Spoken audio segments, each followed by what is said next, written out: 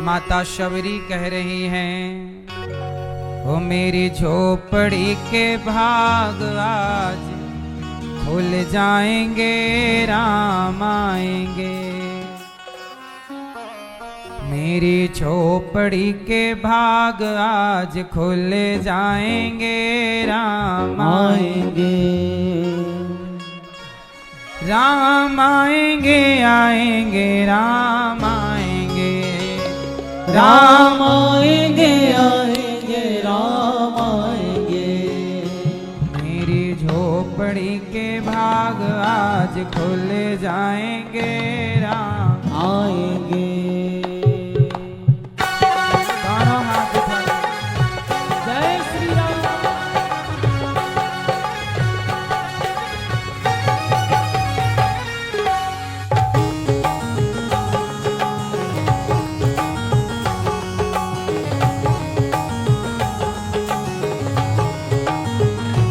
मेरी झोपड़ी के भाग आज खुल जाएंगे, राम आएंगे। ओ मेरी झोपड़ी के भाग आज खुल जाएंगे, राम आएंगे। मेरी झोपड़ी के भाग आज खुल जाएंगे, राम आएंगे। ओ मेरी झोपड़ी के भाग आज खुल जाएंगे, राम आएंगे। राम आएंगे, आएंगे, राम आएंगे। राम आएंगे, आएंगे, राम आएंगे। राम आएंगे, आएंगे, राम आएंगे। राम आएंगे, आएंगे, राम आएंगे। मेरी हो, मेरी जय हो। मेरी झोपड़ी के भाग आज खुल जाएंगे, राम आएंगे। मेरी झोपड़ी के भाग आज खुल जाएंगे, राम आएंगे।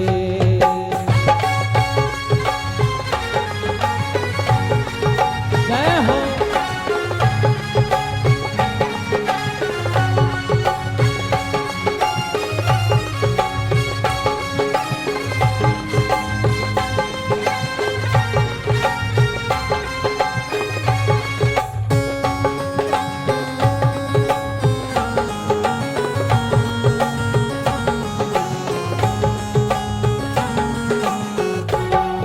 हो मेरे जन्मों के सारे पाप मिट जाएंगे, राम आएंगे।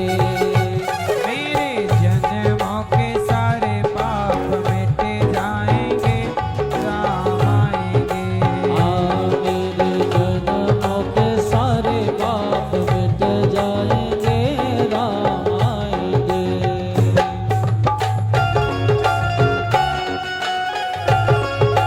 जय हो।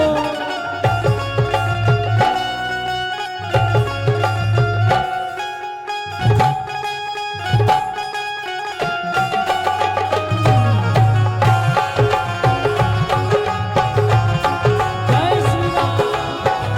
ओ मेरी जिंदगी के सारे दुख मिट जाएंगे, राम आएंगे। मेरी झोपड़ी के भाग आज खुल जाएंगे, राम आएंगे। ओ मेरी झोपड़ी के भाग आज खुल जाएंगे, राम आएंगे।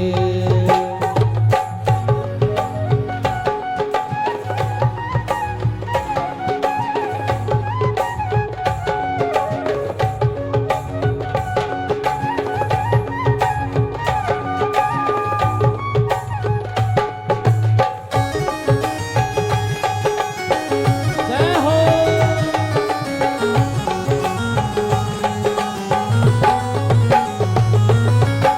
प्रेम से मेरे संग कहो, सीताराम सीताराम सीताराम, जय सीताराम। सीताराम, सीताराम, सीताराम, जय सीताराम। सीताराम सीताराम सीताराम, जय सीताराम। सीताराम, सीताराम, सीताराम, जय सीताराम।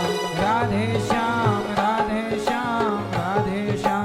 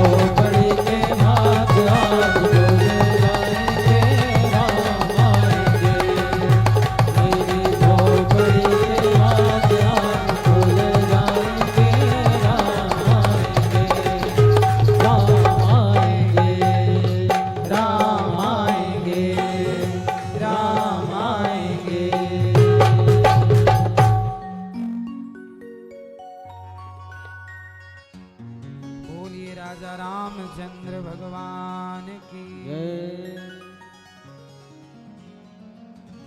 राम जी का पावन पर्व आज राम जी को याद कर रहे हैं सभी लोग। हमारे श्री गिरिजा शंकर भारद्वाज जी, श्रीमती राम खिलौनी भारद्वाज जी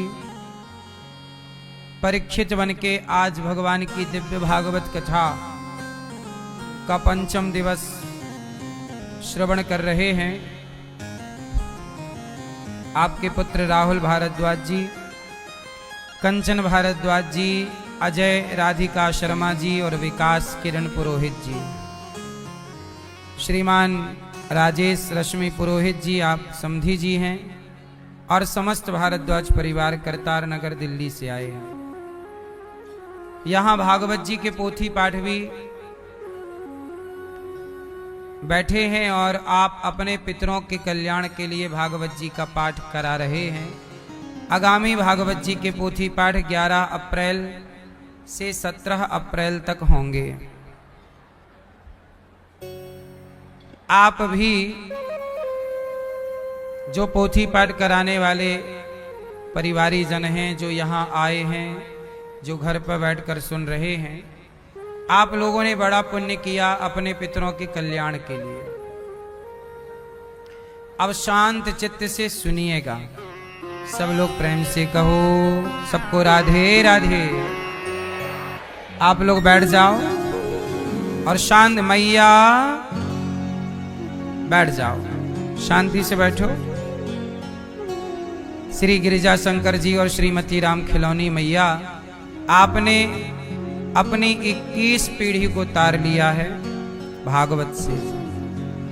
7 पीढ़ी आपके पिता के पिता के पिता, 7 पीढ़ी आपकी नानी मतलब आपके नाना जी के पिता के पिता के पिता मातृपक्ष, और 7 पीढ़ी आने वाली पुत्र के पुत्र के पुत्र के पुत्र। ऐसी 21 पीढ़ी का उद्धार भागवत जी से होता है। पिछली 7 नाना पक्ष की 7 और पुत्र पक्ष की आने वाली 7, 21 पीढ़ी भागवत जी से मुक्ति होती है।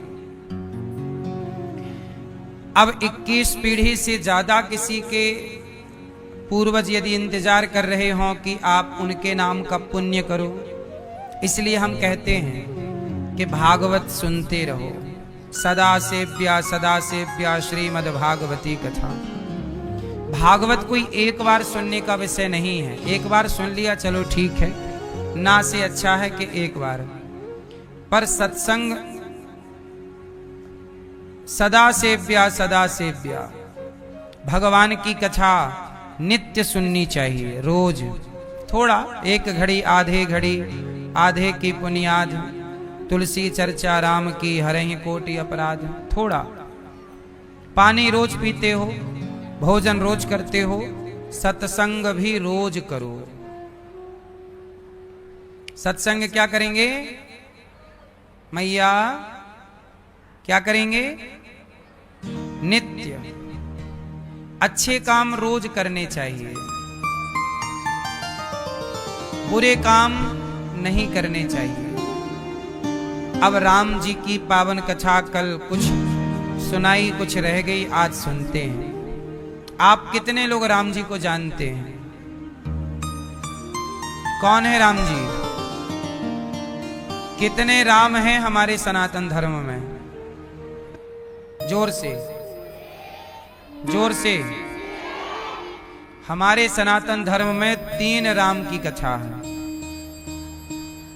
एक राम सीतापति राम, एक राम, जोर से, सीतापति अर्थात दशरथ नंदन, कौशल्या नंदन, एक राम ये।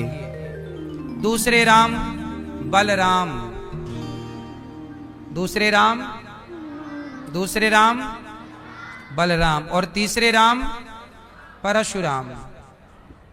कौन राम? परशुराम। ये 3 राम हैं। इन 3 राम में हम किस राम की पूजा करते हैं? तो हम लोग जहां राम की बात आए वहां हम मर्यादा पुरुषोत्तम राम जो सियापति हैं, इसलिए क्या कहते हैं, सियापति रामचंद्र भगवान की। जहां राम का परिचय होगा वहां राम का परिचय किससे होगा, सियापति। तो हम किन राम की पूजा कर रहे हैं, सियापति। और हम लोग बलराम जी की भी पूजा करते हैं, बलदाऊ भैया की। तो आप कभी कंफ्यूज ना हो, परशुराम जी की भी पूजा होती है सनातन में, कंफ्यूज ना हो। अब आपको और जानकारी के लिए बता दूं तो ये तीनों राम एक ही हैं, ये तीनों राम एक ही हैं। अच्छा राम जरा कहो आप लोग, राम बोलो, राम। राम में कितने अक्षर हैं, कितने कितने कितने हैं, दो। पहला अक्षर क्या है, रा कहते ही मुंह खुलता है, रा बोलो रा। और मां कहते ही मुंह बोलो राम। रा कहते ही मुंह खुला और मां कहते ही मुंह, क्या मतलब हुआ, रा कहते ही सारे पाप बाहर और मां कहते ही दरवाजा बंद के बाहर के पाप भीतर ना आ जाएं, राम। राम कहते ही व्यक्ति निष्पाप हो जाता है, राम। रा कहते ही मुंह खुला और मां कहते ही मुंह, राम राम राम राम राम। तो राम इसलिए कहते हैं राम राम जपने वाला व्यक्ति निष्पाप हो जाता है। क्या हो जाता है, निष्पाप मतलब पाप से मुक्त। अच्छा राम किसके पुत्र हैं, जोर से। राम जी वैसे तो भगवान हैं और भगवान के कोई पिता और माता नहीं होते, फिर भी व्यवहार के लिए, संसार में लीला करने के लिए उन्होंने अपने पिता दशरथ जी को पिता के रूप में चुना। और मां, क्या नाम था राम जी की मां, कौशल्या। कौशल्या मैया कहाँ की हैं, कौशलपुर। कौशलपुर मतलब मध्य प्रदेश और छत्तीसगढ़ का कौशल प्रदेश। कौशल्या मैया मध्य प्रदेश और छत्तीसगढ़ के उस हिस्से की हैं जहां कौशल प्रदेश कहा जाता है। आज छत्तीसगढ़ में कौशल्या मैया का स्थान है। तो राम जी का ननिहाल कहां का है, छत्तीसगढ़ का। राम जी का ननिहाल कहां का है, छत्तीसगढ़। पहले मध्य प्रदेश और छत्तीसगढ़ एक था, बंटवारा हुआ तो कौशल प्रदेश दो भागों में डिवाइड हो गया। आधा कौशल प्रदेश, जबलपुर, मंडला, ये सब कौशल प्रदेश कहा जाता है। और फिर आगे वो छत्तीसगढ़ स्टार्ट। तो राम जी की मां है कौशल्या जी और पिता है दशरथ जी। राम के कितने भाई हैं, राम जी के कितने भाई हैं, जोर से। राम जी के कितने भाई हैं, भैया बताएंगे हमारे चश्मा वाले। राम जी के कितने भैया हैं, तीन। आप बताओ राम जी के कितने भाई हैं, चार। चार कौन कौन से, राम जी के कितने भाई, राम जी के तीन भाई। अच्छा भरत जी के कितने भाई हैं, तीन। और लक्ष्मण जी के और शत्रुघ्न जी के टोटल, राम बोलो राम, लक्ष्मण, भरत, शत्रुघ्न। सबसे बड़े कौन हैं, और दूसरे नंबर के, और तीसरे नंबर के, और चौथे नंबर के। भरत जी की माता का नाम क्या है? सब चुप रहेंगे, हमारी पीली मैया बताएंगे। सब चुप रहो। मैया बताओ, भरत जी की मां का नाम क्या है? हैं? क्या है? ये पीली मैया बताओ, शत्रुघ्न जी की मां का नाम क्या है? नकल ना करो मैया। हैं? दशरथ जी की कितनी पत्नियां हैं? तीनों के नाम? कौशल्या मैया, कैकेयी मैया और सुमित्रा मैया। सब चुप रहो। आप बताओ बेटा, राम जी की मां का नाम क्या है? सिर्फ आप, कोई नहीं बोलेगा, ये बहन बताएंगे। यहां देख के बताओ, बोलो राम की मां का नाम क्या है? हैं? और भरत जी की मां? सुमित्रा। और लक्ष्मण जी की मां?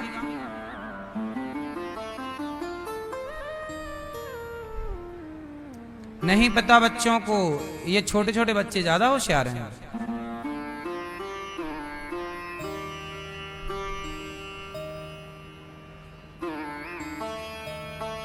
इसलिए कह रहते हैं सत्संग करते रहना चाहिए। बच्चों को सब बताओ। बेटा लक्ष्मण जी की मां का नाम क्या है? आप बताओ। और शत्रुघ्न जी की मां? ठीक है। तीन मां, कौशल्या, कैकेयी और राम, लक्ष्मण, भरत, शत्रुघ्न। अच्छा, राम और लक्ष्मण, भरत और ऐसे साथ में रहते हैं।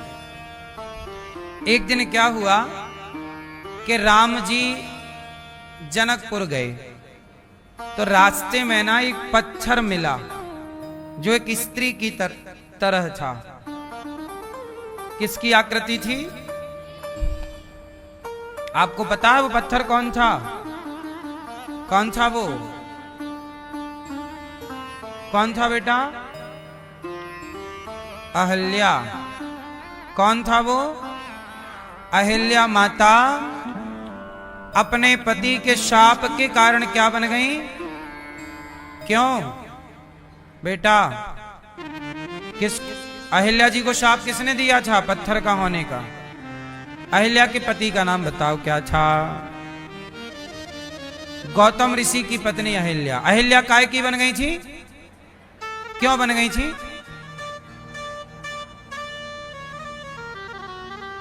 नहीं, गौतम ऋषि की पत्नी अहिल्या पत्थर किस लिए बन गई? क्योंकि देवराज इंद्र रात को गौतम ऋषि का रूप बना के अहिल्या के पास चला गया।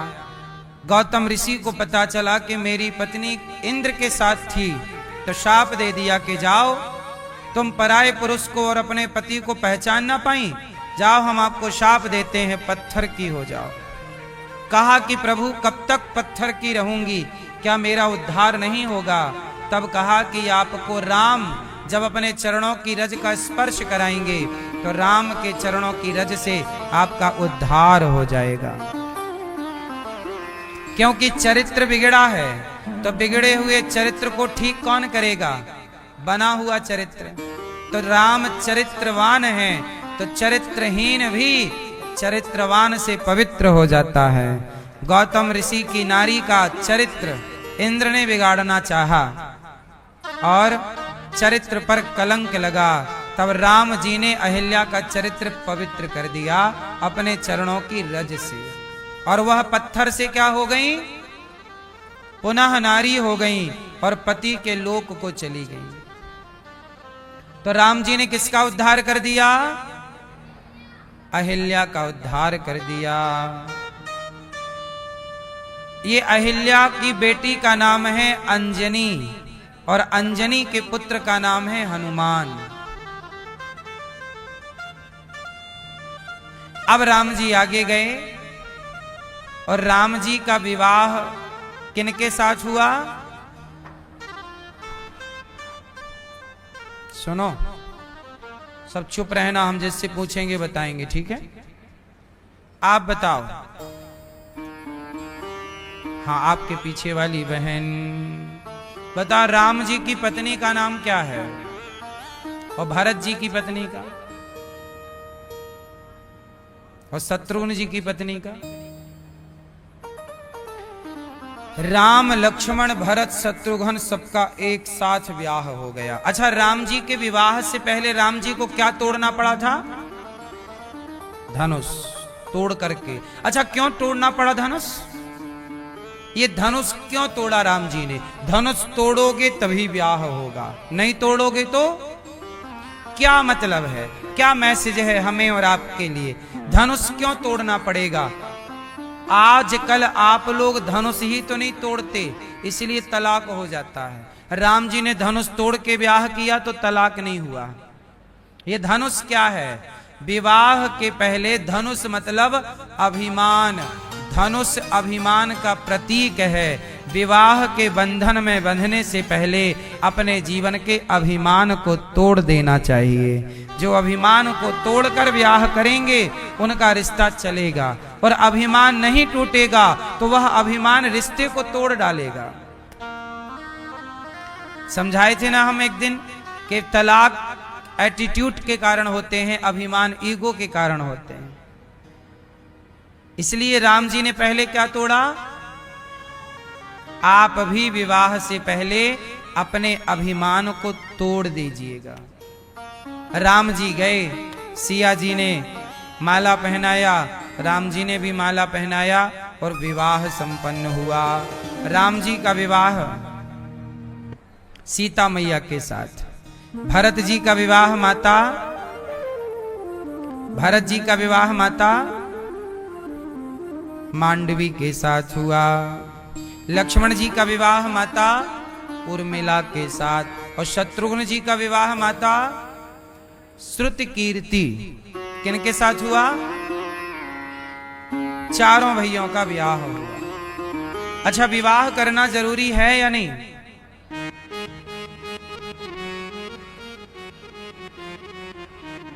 भैया, ब्याह करना जरूरी है कि नहीं? आप लोग बताओ, आप बताओ भैया, बताओ, विवाह करना जरूरी है? काहे करते हैं ब्याह? ब्याह क्यों करना चाहिए? आप बताओ चारों। हैं? क्या बढ़ने के लिए? संतान के लिए। संतान के लिए ब्याह करना चाहिए। ऐसे बच्चे संतान तो कुत्ते बिल्ली भी खूब पैदा कर रहे हैं।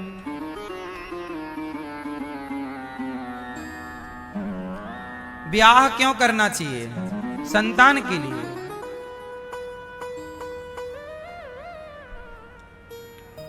परिवार बढ़ाने के लिए ब्याह करना चाहिए बस। तो कुत्ता बिल्ली तो ब्याह करते नहीं, उनके भी खूब बढ़ रहे हैं। संतान ही पैदा करना है तो बिना ब्याह के भी पैदा हो सकते हैं। आजकल सेटअप भी वही चल रहा है, पहले ब्याह बाद में करते हैं, पहले वो चेक कर लेते हैं। अब मैं आपसे यही जानना चाहता हूं, विवाह क्यों करते हैं? हमारे सनातन की परंपरा अलग है। विदेशों में ब्याह नहीं करते, वहां लिव-इन में रहते हैं सारी जिंदगी, और बच्चे वैसे ही पैदा कर लेते हैं। ब्याह की जरूरत ही नहीं पड़ती उनको। लेकिन हम सनातनी ब्याह करते हैं, पहले विवाह करेंगे फिर संतान उत्पत्ति होती है। तो विवाह क्यों करना चाहिए? टोपी वाले भैया, विवाह क्यों करना चाहिए?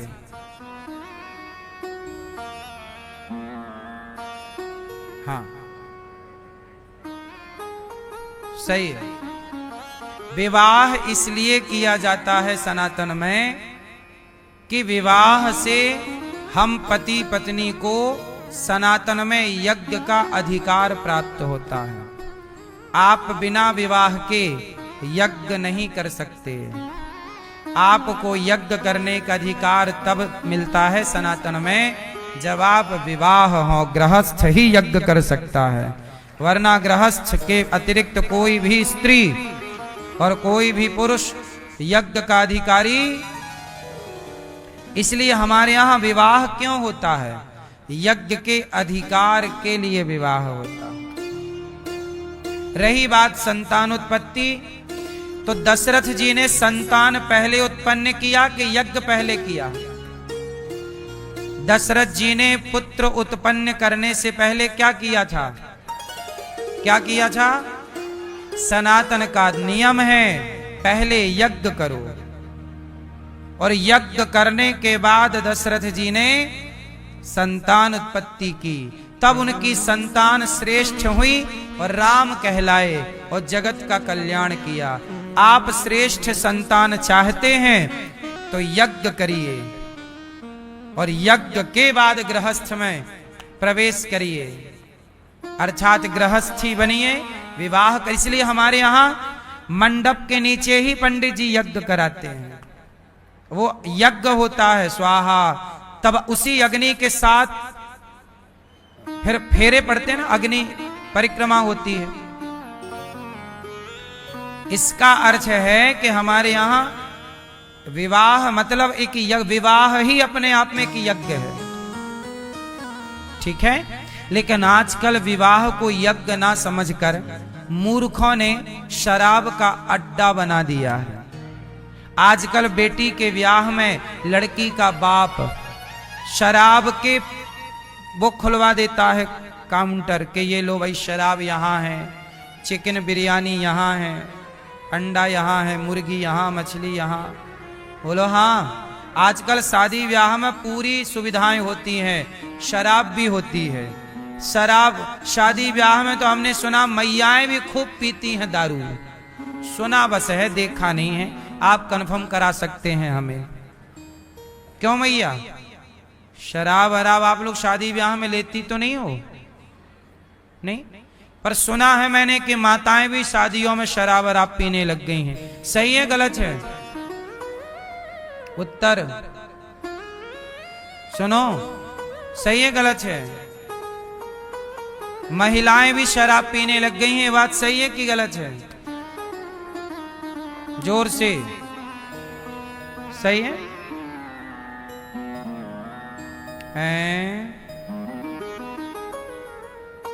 मैया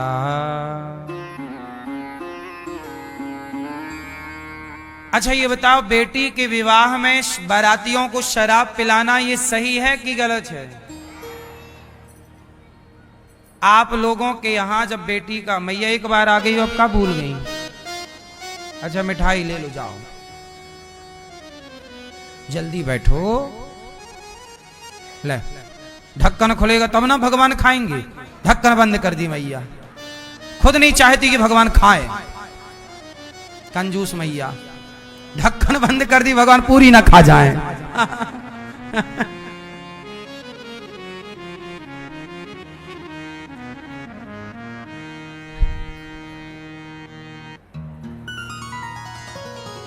सुनो,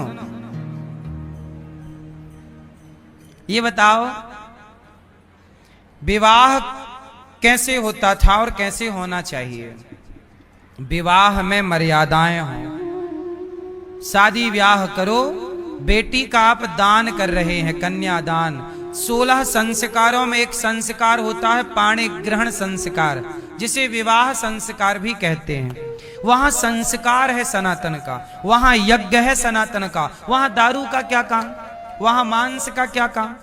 आप लोग अपनी बेटियों के ब्याह में बारातियों को शराब वराब तो नहीं देते, वहां लगाते हैं स्टॉल शराब के। आप लोगों के यहाँ है ये सब परंपरा है? ये सब शुरू ना कर देना, ये सब गधों को करने दो जो उल्टे सीधे काम कर रहे हैं, ये सब मूर्खों के काम है। हम बेटी का ब्याह कर रहे हैं। अब देखो होता क्या है, बेटी के ब्याह में शराब का ठेका खोल दिया और फिर मामा फूफा मौसा सब आए और खूब दारू पिए, और दारू पी के फिर तुम्हारी बेटी को आशीर्वाद देने पहुंचे। खुद टुन्न है शराब पी के, ये शराबी तुम्हारी बेटी को आशीर्वाद देंगे तो इनके आशीर्वाद से क्या होना है? सोचो जरा, कॉमन सेंस है, थोड़ी बुद्धि लगाओ। आशीर्वाद किसका लेना चाहिए? क्या सबका आशीर्वाद लेना चाहिए?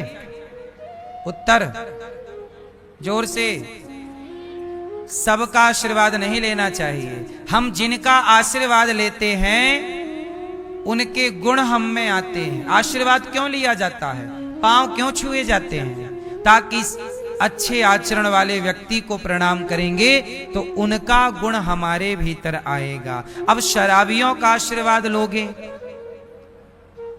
इनको तो बारात में एंट्री लिखना चाहिए बाहर, शराबी कृपया एंट्री ना करें, और घुस गाए तो उनको कोपचे में ले जाके मोटे से डंडे में तेल लगा के देना चाहिए, दनादन दनादन दनादन, आज शराबी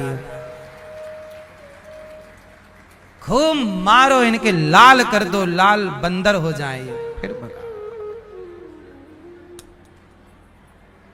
मेरी बेटी के ब्याह में नालायक तू कैसे आया शराब पी के? दब क्यों? अरे यज्ञ है, यज्ञ में शराबी क्या करेगा?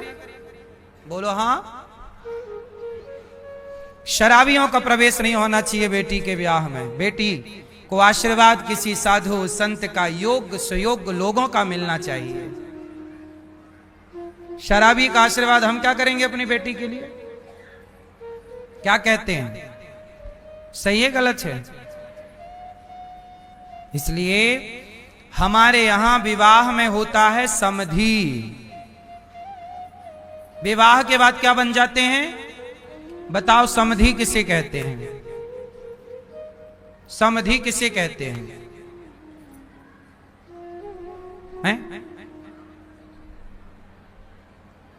समधि जी तो बैठे हैं।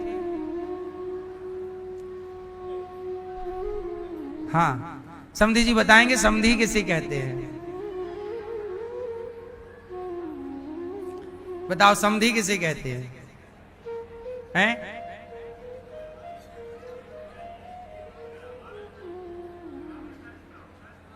हाँ, समधि, धी कहते हैं बुद्धि को, नहीं कहते धियो यो न प्रचोदयात। धी मतलब बुद्धि, धी मतलब बुद्धि, और सम मतलब बराबर। जिसकी बुद्धि, जिसके विचार समान हो, बराबर हो, वहां रिश्ता जुड़ जाता है और वही समधि होते हैं। जहां विचारों का सम मतलब एक, विचारों के मिलने से रिश्ते जुड़ते हैं और समधि कहलाते हैं। तो समधि किसे कहते हैं? हमारा, जैसे हम राम की पूजा करते हैं और आप भी राम की पूजा करते हैं, तो हमारे और आपके विचार एक हैं। हम गाय को माता कहते हैं, आप भी गाय को माता कहते हैं, तो हमारे तुम्हारे विचार एक हो, यहां विचार एक हो गए। तो समधि मतलब हमारी बुद्धि और आपकी बुद्धि सम है। सम मतलब बराबर, मतलब एक सी है। तो ये समधि, इसलिए समधि कौन हो सकता है और समधि कौन नहीं हो सकता? मुसलमान हिंदू का कभी समधि नहीं हो सकता। कैसे? क्योंकि हिंदू गाय को माता कहता है और मुसलमान गाय को मार के खा जाता है। तो हमारे विचार कभी मुसलमान से नहीं मिले, तो हमारा रिश्ता, इसलिए सनातन हिंदू बेटी का ब्याह कभी मुसलमानों के यहां नहीं हो सकता। और यदि आप करते हैं, लव जिहाद में हमारी बेटियां फंसती हैं, तो फिर उनसे जो संतान होंगी वह वर्ण संकरी कहलाएंगी।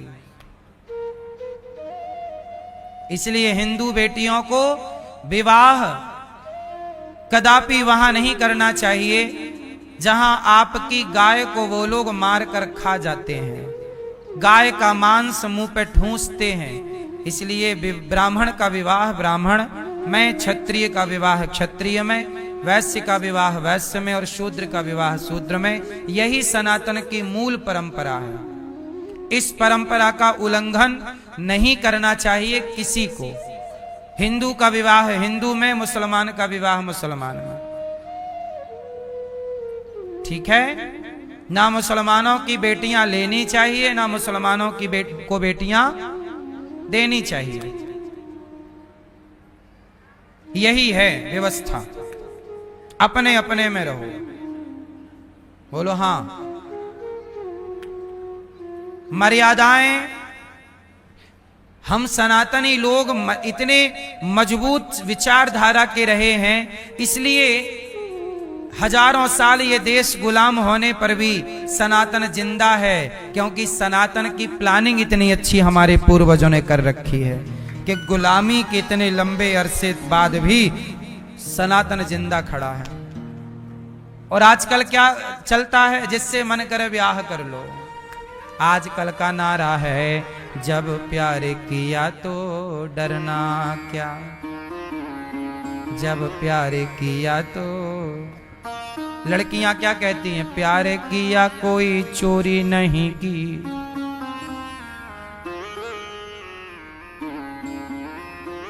जब प्यार किया तो। आजकल लोग क्या कहते हैं, बोले प्यार में सब जायज है। कहां जायज है? प्यार किसे कहते हैं ये भी तो नहीं समझ पाए। प्यार, एक लड़की मेरे पास आई और एक लड़का मेरे पास आया। लड़का बोला, गुरुजी मैं इस लड़की से प्यार करता हूं, शादी करना चाहता हूं। मैंने कहा कर लो। बोले मेरे माँ बाप तैयार नहीं है। मैंने कहा तैयार माँ बाप नहीं है तो मत करो।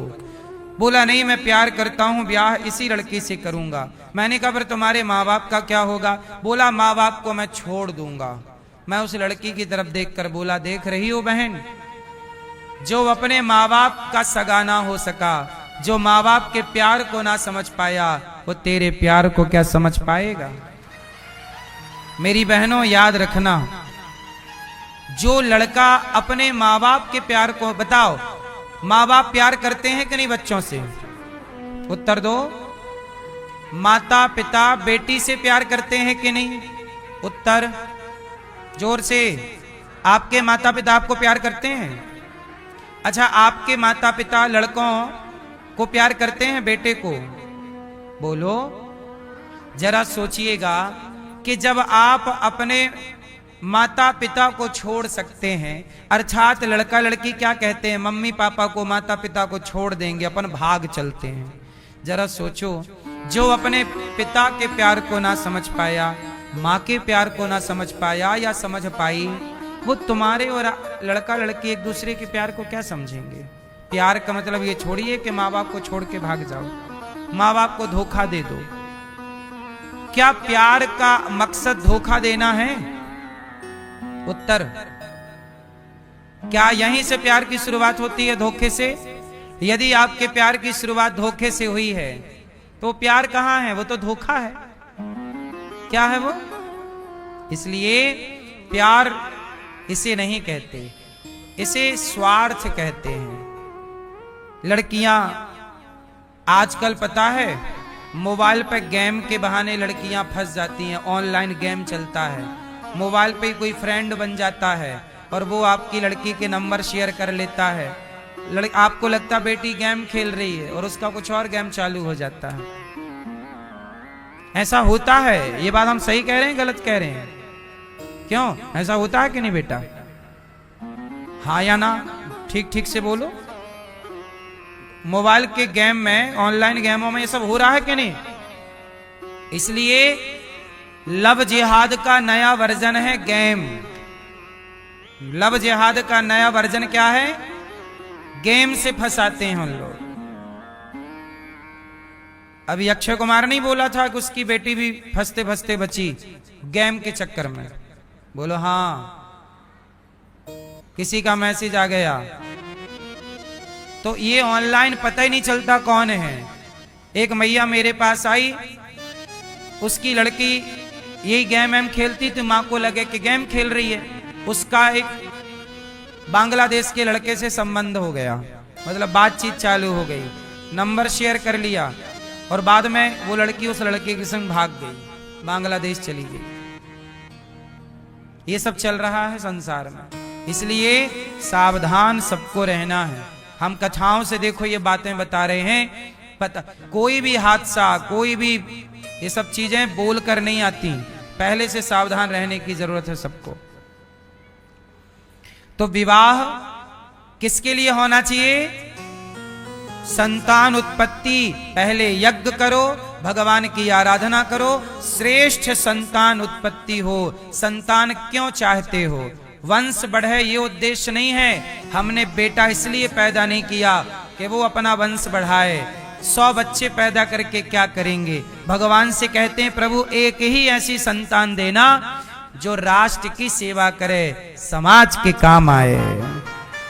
यदि आपके बच्चे हैं और वो किसी के काम ही नहीं आए तो बच्चों के होने का अर्थ क्या है? इसलिए जो समाज के कल्याण के लिए काम करे वही संतान संतान है। जननी जने तो भक्त जने, या दाता या सूर, वरना तो बंध्या भली, काहे गवावे नूर। तो राम जी का विवाह हुआ और राम जी अयोध्या जी आए और राम जी को राजा बनाने के लिए दशरथ जी ने घोषणा कर दी। कल राम जी क्या बनेंगे? जोर से, राजा।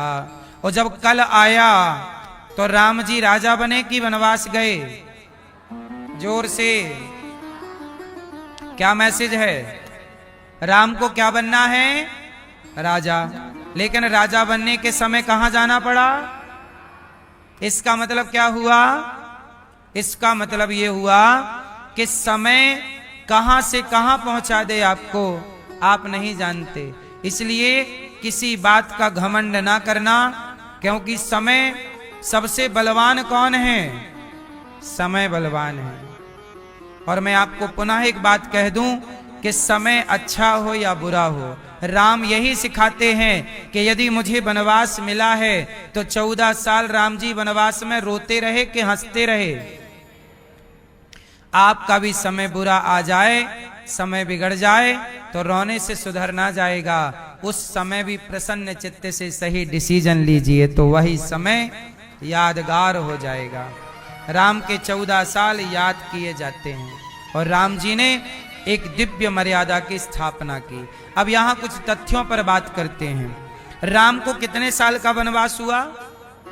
जोर से, मैया कितने साल का? मैया, ओ हरी मैया, राम जी को कितने साल का वनवास हुआ? जोर से। ये मैया आप नहीं बता रही हो? नहीं, सास ने मना किया बोलना मत। बताओ राम जी को कितने साल का वनवास हुआ है? 14। क्यों 14 साल? 15 साल क्यों नहीं? 20 साल क्यों नहीं? 10 साल क्यों नहीं? राम जी को 14 वर्ष का ही वनवास क्यों हुआ? कैकई ने ये क्यों कहा 14 वर्ष? ये क्यों नहीं कहा 15 वर्ष? भाई राउंड फिगर में तो 15 था, 15 बोल देती, 15 साल नहीं, नहीं 14 साल। कैकई माँ ने राम को 14 साल का ही वनवास क्यों दिया? 10 साल, 20 साल, 15 साल, 14 का तो कोई हिसाब नहीं बैठ रहा है। 14 के पास बिल्कुल 15 है। लोग ये नहीं कहते 10, 15, 20, भाई 10, 15 साल, 10, 14 साल तो कोई नहीं कहता। तो कैकई ने 14 साल क्यों भेजा? मैया बताओ, राम जी को 14 साल का वनवास क्यों? 15 का क्यों नहीं? 20 का क्यों नहीं? 10 का क्यों नहीं? आप उत्तर दो भैया, बताओ 14 साल का क्यों नहीं बताएंगे? भैया पूछो बगल वाले भैया से। आप सोफे पे बैठे हैं, आपसे पूछ रहे हैं। आप लाल मैया के बगल में,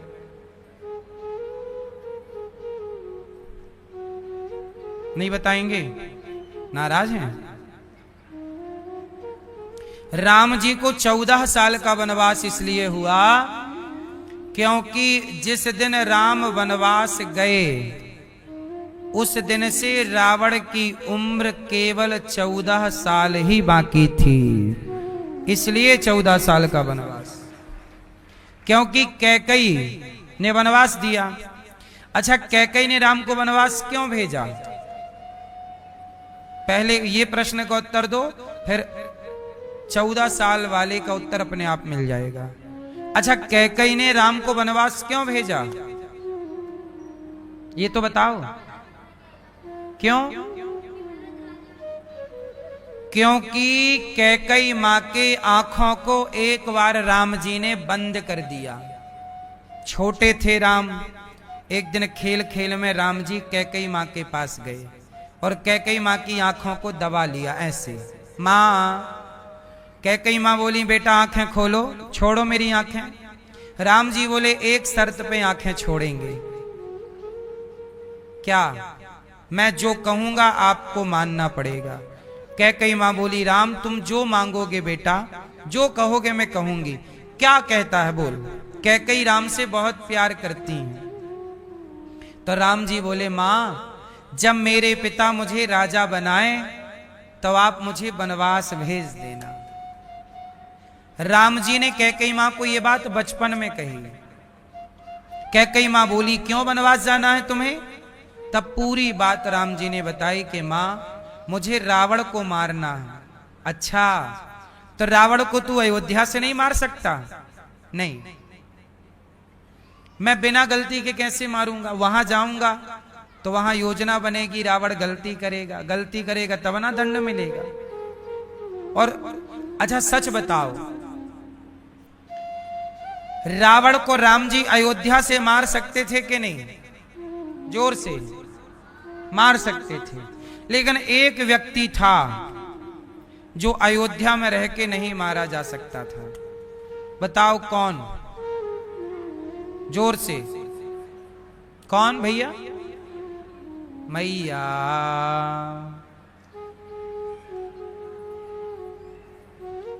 मैया कौन था जिसे अयोध्या से नहीं मारा जा सकता था? वो था रावण का बड़ा बेटा, नाम था मेघनाथ। मेघनाथ को कौन मार सकता था? सिर्फ लक्ष्मण जी। और लक्ष्मण जी की भी शर्त थी, मतलब मेघनाथ को वही मार सकता था जो 12 वर्ष तक नारी का और निद्रा का त्याग कर दे। किसका त्याग?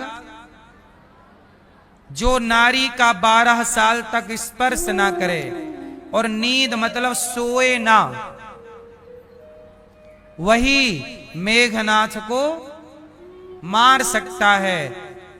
तो राम जी तो रावण को अयोध्या से मार सकते थे, पर अयोध्या में रहकर मेघनाथ को नहीं मारा जा सकता था। इसलिए वनवास राम का नहीं, वनवास लक्ष्मण जी का हुआ। मेघनाथ को मारना उद्देश्य है। आओ अब पूरी बात समझते हैं। राम जी ने कैकेयी से कहा कि रावण को मारना है, तो कैकेयी मां ने कहा कि रावण तो यहीं से मर जाएगा, आप यहीं से मार दो। तब राम जी ने कहा रावण तो मर जाएगा, मेघनाथ नहीं मरेगा माता, इसलिए जाने देना वनवास। तो बोली ठीक है। तो जब राम जी राजा बनने लग गए तो कैकेयी मां ज्योतिष की ज्ञानी थी। उन्होंने रावण की आयु का अनुसंधान कर लिया कि जिस दिन राम वनवास के लिए जा रहे थे, इस दिन से रावण की आयु अब कितनी बची है। तो जितनी बची होगी उतने वर्षों का राम को, तो 14 साल बची थी। इसलिए आपकी जानकारी के लिए बताऊं, जिस दिन राम जी ने रावण को मारा, राम के 14 वर्ष का आखिरी दिन था वो, जिस दिन राम जी ने रावण को मारा। उस दिन राम जी का वनवास समाप्त। इसलिए रावण को मारकर राम जी सीता मां को लेके तुरंत पुष्पक विमान से निकल गए थे। विभीषण को राजा बनाने के लिए राम जी ने लक्ष्मण जी को जल्दी से कह दिया, जाओ बिठा दो और आ जाओ, वो चलते हैं, क्योंकि आज आखिरी दिन है। और यहां भरत जी ने कह रखा था कि 14 साल से एक भी दिन आप प्रभु लेट आए तो मैं आपको मरा हुआ मिलूंगा। इसलिए जब राम जी 14 साल के बाद लौटे तो अयोध्या में सबसे पहले कौन गया पता है आपको? बताओ। जब राम जी अयोध्या आए 14 सालों के बाद, तो सबसे पहले अयोध्या में कौन घुसा था, कौन गया था? अयोध्या की सीमा में कौन गया? जोर से। हनुमान जी। राम जी नहीं गए। राम जी अयोध्या की सीमा के बाहर रुक गए। कौन गया? हनुमान जी गए। अच्छा, राम जी ने हनुमान जी को क्यों भेजा? कहा जाओ देख कर आओ कि भरत क्या कर रहे हैं। यदि भरत मेरे बिना राजकाज संभालने लग गए तो हम पुनः वापस चले जाएंगे वनवास, क्योंकि ये भरत संभाल रहा होगा, तो हम क्यों जाके परेशान करें। तो राम जी ने हनुमान जी को कहा कि आप जाओ। तो हनुमान जी चले और जब हनुमान जी पहुंचे तो नंदीग्राम में भरत जी लकड़ी इकट्ठी कर रहे थे। क्या कर रहे थे? चिता बना रहे थे, चिता, लकड़ी। हनुमान जी गए रूप बदल के, भरत जी से कहा आप क्या कर रहे हैं भैया? बोले चिता बना रहे हैं। बोले किसकी? भरत जी बोले खुद की, मैं अपनी। बोले अपनी चिता क्यों बना रहे हो? बोले आज राम जी के 14 साल पूरे हो गए, अभी तक राम जी आए नहीं। दिन के 12 बज गए, 1 बज गए, 2 बज गए, अभी तक नहीं आए। आज यदि नहीं आए तो सूर्यास्त तक इंतजार करूंगा। नहीं आए राम तो मैं अपने प्राणों को न्यौछावर कर दूंगा। राम के बिना आप जी नहीं सकता। अब हनुमान जी दौड़े दौड़े गए, राम जी जल्दी चलो, लेट मत हो जाना, भरत जी मर जाएंगे। क्यों? चिता तैयार कर रहे हैं। अब राम जी दौड़े, और जब राम जी दौड़े तो अयोध्या की प्रजा ने, लोगों ने देखा राम जी आए, शोर मच गया, राम जी आ गए, राम जी, भरत जी वहां चिता तैयार, शोर सुना, राम जी आ गए। अब तो भरत जी दौड़े, एक तरफ से भरत जी दौड़े, दूसरी तरफ से राम दौड़े। राम दो जोर से दौड़ रहे हैं, कहीं लेट ना हो जाऊं, कहीं मेरा भरत चिता पर बैठ ना जाए। भरत भैया, भरत भैया, भरत। भरत जी राम की ओर बढ़े, राम भरत जी की ओर बढ़े, और राम और भरत का मिलन हुआ। इसी को कहते हैं भरत मिलाप।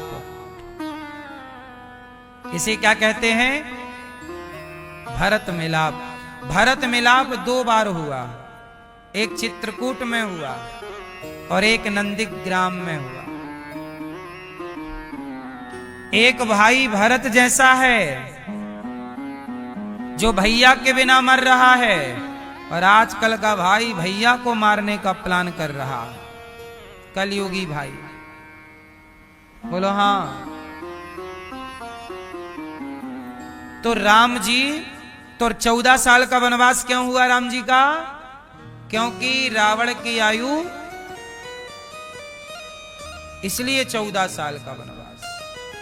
राम जी चले 14 साल के लिए वनवास, और उस वनवास के काल में क्या क्या हुआ? सब भक्तों से मिले, राम जी बाली को मारे, रावण को मारे। अच्छा एक बात बताओ, रावण सही है कि गलत है? जोर से, जोर से। गलत। अच्छा एक बात बताओ, रावण क्या ये नहीं जानता था कि राम भगवान है?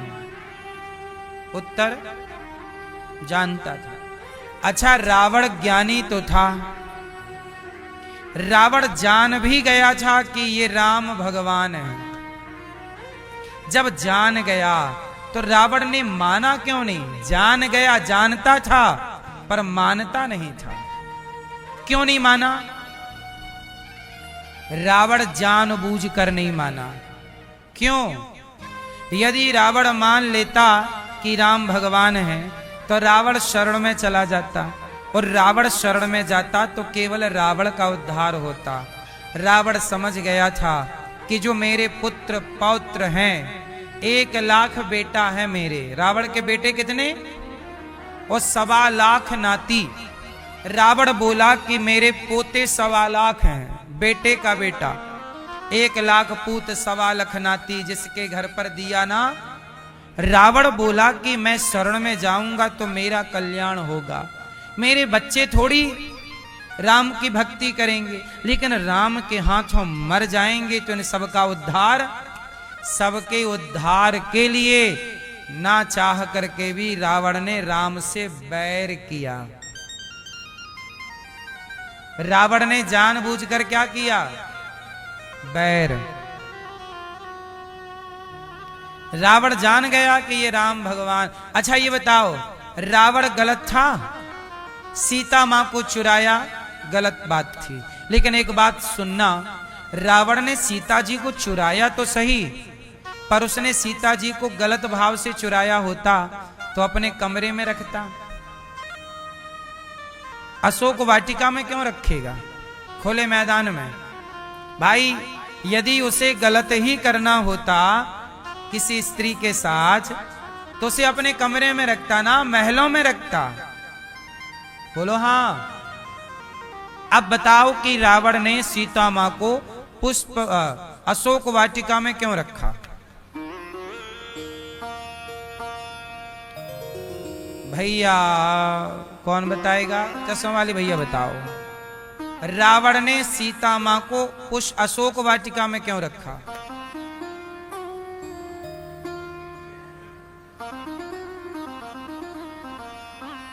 ठीक है, क्या कह रहे हैं आप? हाँ तो लक्ष्मी है तो अच्छे से रखता ना महलों में, वैसे ही रखता जैसे पुष्प अशोक वाटिका में रखा। कारण ये नहीं है, कारण जो है कहो तो सुनाऊं। कारण ये है कि रावण जानता है कि राम वनवासी है और सीता वनवासी की पत्नी है। यदि पति वनवास में हो, कष्टों में हो और पत्नी महलों की सुविधा में हो तो नारी का पातिव्रत धर्म नष्ट हो जाएगा।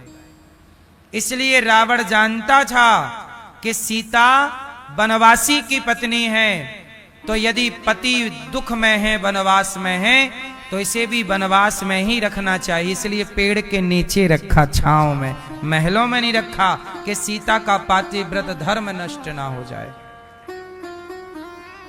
वनवासी की पत्नी कहां रहेगी? तो वो भी वनवासी था, पेड़ की छांव, वरना उसके पास महलों की कमी थी। एक महल दे देता, आप यहां रहो, और वो अपने आप को दूर रख लेता कि भाई आपके लिए 5 स्टार की सुविधा यहां है, यहां रहो, 4 पर नहीं, पेड़ की छांव।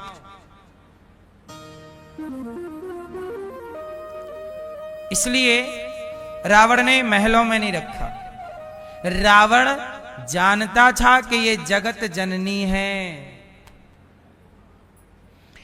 रावण जानता था। अच्छा, हमारे गुरुजी कहते थे कि रावण रोज सवेरे 4 बजे जाता था और दूर से सीता मैया को दंडवत करता था, प्रणाम, लेट जाता था, हे मां क्षमा कर। दूर से सीता जी नहीं देख पाती थी, वो देख लेता था चुपके से, वो कान पकड़ के सॉरी बोलता और पांव में गिर जाता, दूर से दंडवत लेट कर प्रणाम रोज करता। लगभग 11 महीने सीता जी लंका में रही हैं। 11 महीने कुछ दिन रेगुलर, एक भी दिन नागा नहीं हुआ, नित्य प्रणाम करता सीता मैया को। वो जानता था ये जगत जननी है। चुरा लिया, ठीक है, विनाश काले विपरीत बुद्धि। पर मुझे एक बात बताओ कि आज का रावण और तब के रावण में खतरनाक कौन सा रावण है? बोलो। तब का रावण तो सीता मैया भी उस रावण के यहां सुरक्षित थी। आज की Sita railway station, police station, bus stand, गली मोहल्ला, बाजार, मॉल, कहीं सुरक्षित नहीं है आज की सीता। और बाजारों में तो छोड़ दो, माता के पेट में भी आज की सीता सुरक्षित नहीं है। और तब की सीता अशोक वाटिका में सुरक्षित थी, लंका में सुरक्षित थी। आज के रावणों को सीता मिल जाए तो नौच के खा जाते हैं कि नहीं? 2-2 साल की बेटियों के साथ दुराचार की घटनाएं आप सुनते हो, बोलो हाँ। 5-5 साल की बेटियों के साथ दुराचार की घटनाएं आप सुनते हो। तो ये रावण ज्यादा खतरनाक है। वो रावण के यहां तो सीता सुरक्षित थी, कहां रावण सीता मां के चरित्र को बिगाड़ा बताइए। जब अग्नि परीक्षा हुई, सीता जी बिल्कुल पवित्र थी। रावण के यहां भी सीता जी पवित्र थी। और आज की सीता को तो घर में ही कितने लोग 5 साल 10 साल की बेटियों के साथ छेड़छाड़ कर देते हैं। इसलिए आज के रावणों के पुतले जलाए जाने चाहिए। आज के रावणों के पुतले जलाए जाने चाहिए। राम जी ने रावण को मारा और सीता जी को वापस लिया, और राम जी सीता जी को लेके चले अयोध्या। राम जी क्या बन गए? राजा। और सिया जी बन गई, क्या बन गई? रानी बन गई। अब बताओ, सीता जी जब गर्भवती हुई तो उन्हें वनवास जाना पड़ा। राम जी ने सीता जी को कहां भेज दिया? राम जी ने सही किया कि गलत किया? जोर से आप बताओ, हैं? सही कि गलत? गलत किया। आप बताओ मैया, राम जी ने गर्भावस्था में सीता जी को वनवास भेज दिया, सही किया राम जी ने, गलत किया? मैया सही गलत है? गलत किया। गुलाबी मैया, राम जी ने सही किया गलत किया? बोलो मेरी माँ। सही किया, आप बताओ बेटा। राम जी ने सही किया गलत किया? आप बताओ। गलत किया। अब आप बताओ चारों देवता हैं? हाँ, वो तो भगवान थे, ये कह रहे हैं वो तो भगवान थे राम जी, गलत क्यों करेंगे अपनी पत्नी के साथ? और आप कह रही हो राम जी ने गलत किया, वनवास भेज दिया। अब बताओ, ये सही कह रहे हैं क्या आप? ये छोरी तो कह रही है कि राम जी ने गलत किया।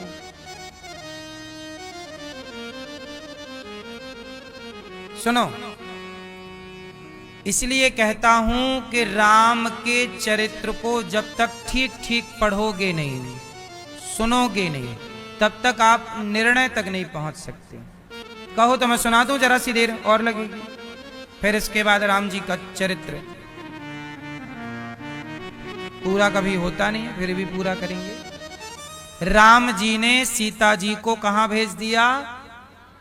वनवास नहीं भेजा। पहले तो ये समझने का है, राम जी ने सीता को एक ऋषि के आश्रम, एक संत की कुटिया में, आश्रम में भेज दिया।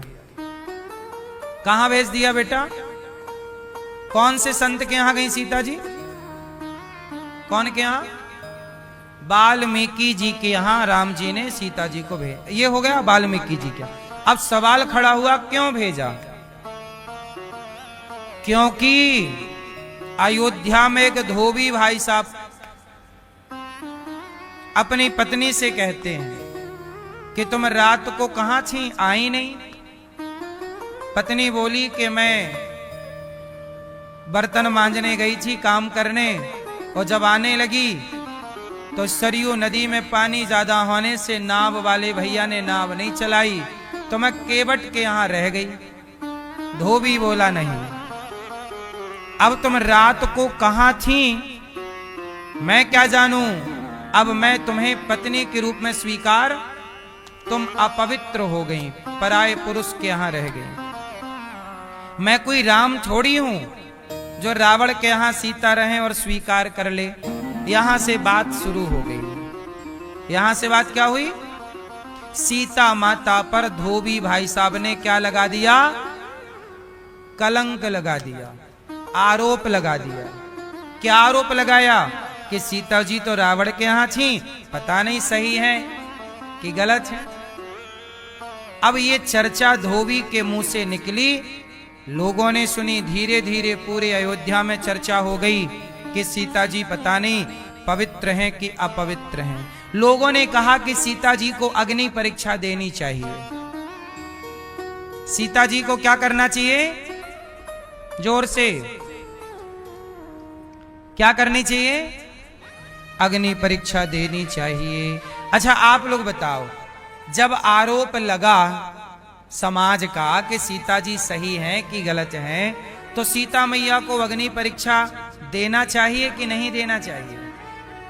जोर से, जोर से देना चाहिए। तो सीता मैया ने अग्नि परीक्षा, सबने बोला कि दो, अग्नि परीक्षा दो, हम मान लेंगे कि आप सही हैं। राम जी ने सीता जी से यही कहा, सीता सबको डाउट है। आप एक बार अग्नि परीक्षा तो दे चुकी हो लंका में, पर ये लोग कह रहे हैं कि हमने देखा थोड़ी है लंका में, यहां दो अयोध्या में। तो राम जी ने सीता जी से कहा कि आप अयोध्या में एक अग्नि परीक्षा दे दो, सबका मन हो जाएगा शांत। सीता जी बोली कि मैं परीक्षा तो दूंगी, परंतु अभी नहीं, अभी मेरे पेट में आपके पुत्र हैं, राम जी के पुत्र, मैं गर्भवती हूं, अभी आपके पुत्र मेरे पेट में हैं, मैं अभी परीक्षा नहीं दूंगी।